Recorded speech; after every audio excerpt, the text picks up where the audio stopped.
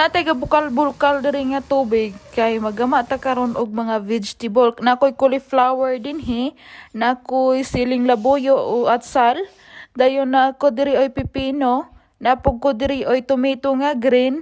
Dayon kani pipino hawa palagi ni siya nalutas, murag bata pa kayo na siyang gipupo ba. Dayon na ay tomato din nga pula.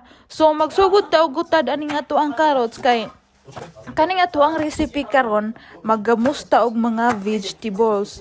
Og sa ato ang gamson isda dinhi sa amuang among gamson kuan kani mga vegetable kay mao maginilang mga kinaham kanunay lagi din slice na nato ng ato ang carrots din kay usa ni sa ato ang ingredients nga atong itaplak unya atong ginamos. Nailisaw sa paminta og ahos, dayon dahon sa paminta, dayon ipang sagol-sagol na din ng ato ang mga vegetable. Ilunod lang nimo guna din kung sa imong mga ingredients. Ilunod nimo nang dito sa paminta, ahos, dayon ang ato ang kanang dahon sa paminta moy atong isuksok anang kadaplinan hay di ay sa akong ugangan.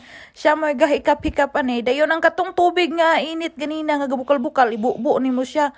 Dayon na ni siya oy gibutangan ni og isa ka kabo nga asin. Wala man nahilis ka na ng asin mo nang gikuraw-kuraw niya. Dayon human mo bubuan na tanan, ready na imo na siyang takpan nga dili makahungaw.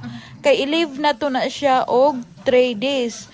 Mura gid pud og gagamos tag isda god kay 3 days man pud i-leave ang ato ang ginamos usa makaon. So after 3 days, so mo na ni siya porma mga bayot, gibutang na sa sudlanan sa ako ang ugangan. Kay wala ko gakaraw-karawan niya mo ang vegetable nga ginamos kay kuan lagi halang kay naman ni siya oy atsal nga halang ba. So, gibutang nila din sa amua. Sa among tawag ani sa amua, bowl man ni siya.